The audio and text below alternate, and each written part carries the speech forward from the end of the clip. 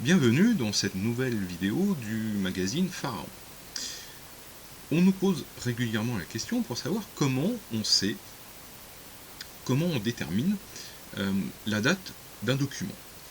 Alors en Égypte ancienne, comme vous le savez sans doute, le comptage des années ne se fait pas à partir d'un an zéro, mais il reprend à chaque début de règne.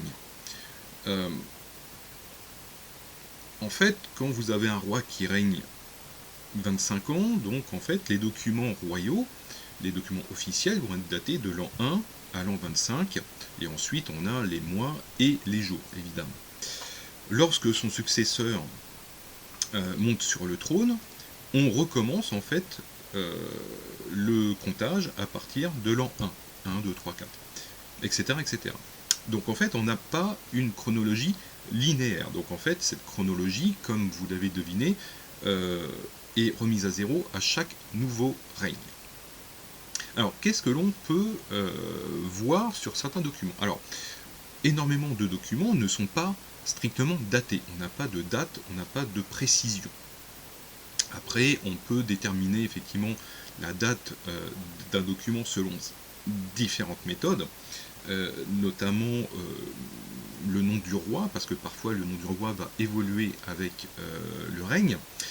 Mais bien souvent, effectivement, on ne peut pas déterminer précisément la date de tel ou tel document ou telle construction. Alors, je vais vous montrer deux exemples. Alors, le premier exemple, c'est une stèle de Nectanebo, stèle bien connue, stèle de Saïs. Et là, on a une date, parce que c'est un décret royal totalement officiel, donc là, on précise effectivement la date. Et la date, en fait, dans une date sur un document officiel, est structurée de la manière suivante. On a l'année, le mois et le jour. Donc si là, effectivement, on regarde la stèle de Nectanebo, donc nous avons l'an 1, donc avec le chiffre 1 qui est ici. Ensuite, nous avons le mois, en fait, c'est le 4e mois. De quelle saison? Et la saison est marquée ici. Donc c'est le 4e mois de la saison Shemu, donc en fait de l'été. Et ensuite on a le jour. Donc ici nous avons le 13e jour. Donc 10, 11, 12, 13. Donc si effectivement on le traduit en français, on peut le traduire par l'an 1, 4e mois, 13e jour, ou 13e jour du 4e mois de l'an 1. L'ordre importe peu à ce niveau-là. Ça, c'est une indication effectivement temporelle et chronologique que l'on va retrouver dans beaucoup de documents royaux. Alors, autre exemple que je voulais vous montrer, c'est un autre document, très connu aussi, donc c'est une stèle dédiée à un taureau Boukris par Ptolémée V Épiphane. Alors, dans ce document, on a une date effectivement de règne, donc qui est ici.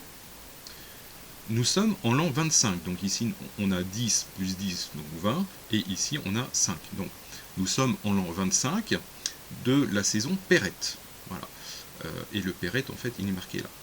Donc, quand vous voyez effectivement ce genre d'indication, vous arrivez effectivement à déterminer de quelle année et de quelle saison, si la saison est indiquée, est daté le document. Ça, c'est quelque chose effectivement de simple à repérer, donc si vous le repérez, n'hésitez pas effectivement à essayer de déterminer en quelle année du règne a été fait tel ou tel document.